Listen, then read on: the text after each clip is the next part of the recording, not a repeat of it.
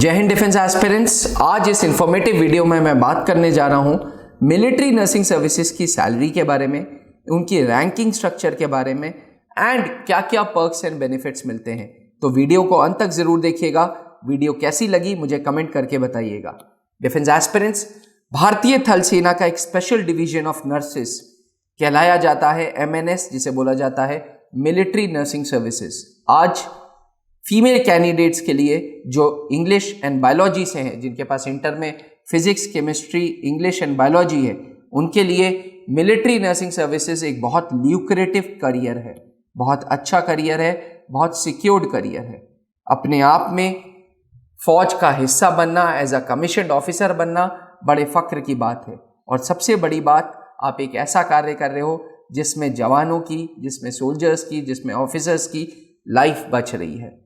कहा यह जाता है कि डॉक्टर्स और नर्सेस भगवान का दूसरा रूप होते हैं। कोरोना वायरस जैसे महामारी में हमने देखा कि डॉक्टर्स और नर्सेस ने किस तरीके से सेल्फलेसली काम किया है। शायद यही रीजन है कि मिलिट्री नर्सिंग सर्विसेज का अब अवेयरनेस लेवल बढ़ता जा रहा है।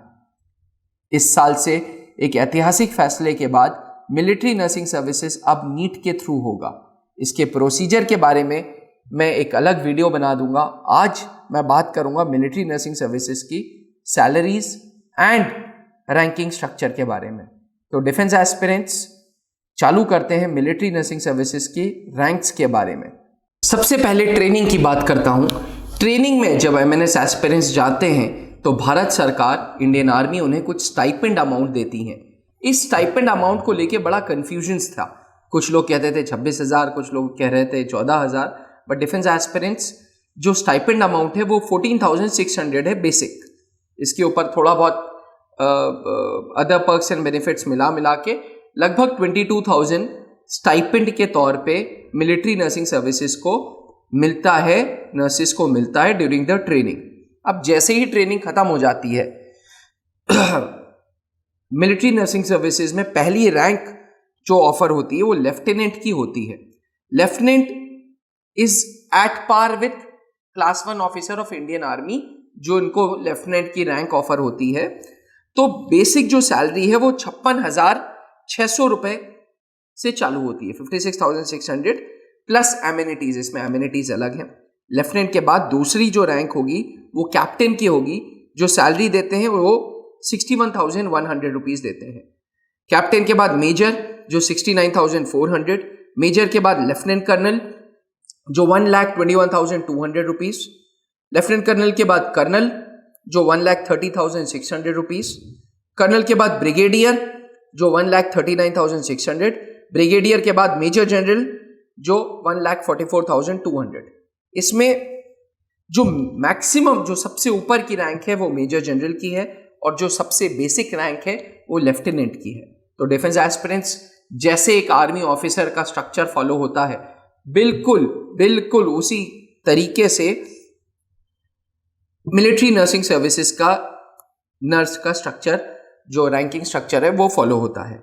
अब डिफेंस एस्पिरेंट्स, कुछ लोग कह रहे थे कि इसके अलावा क्या क्या बेनिफिट्स मिलेंगे, तो मैं आपको बेनिफिट्स मैंने जॉट डाउन कर दिए हैं।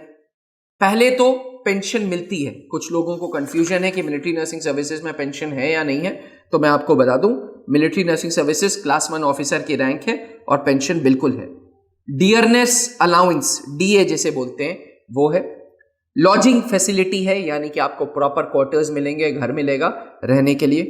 राशन फैसिलिटी है, वो मिलेगा। Gear maintenance allowances, gear maintenance allowances होते हैं, यूनिफॉर्म के अलाउंस होते हैं जो आपको मिलते हैं साल में एक बार। एनुअल लीव्स, लीव पॉलिसी की बात करें तो 2 महीने की एनुअल लीव्स हैं। कैजुअल लीव है 20 दिन की, और स्टडी लीव है। ये स्टडी लीव 2 साल तक की है। इंडियन आर्मी भी चाहता है कि उनके जो ऑफिसर्स हैं वो टेक्निकली और साउंड हो, इसके लिए स्टडी लीव जो है वो अप टू 2 years है। मैं आपको बता दूं डिफेंस एस्पिरेंट्स, इस 2 साल के लिए जब आप स्टडी लीव पे जाएंगे तो एक महीने के पेमेंट्स इंडियन आर्मी बेयर करेगा और आपको पेमेंट्स देगा।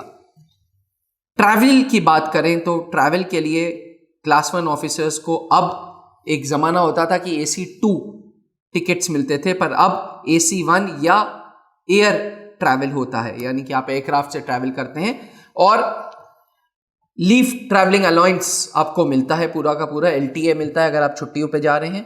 साथ ही अगर आप सरकार के किसी काम से जा रहे हैं तो वो आपको टिकट्स, एयर टिकट्स देते हैं। पर्सनल अगर जाते हैं तो 50% कंसेशन आपको मिलते हैं टिकट्स पे।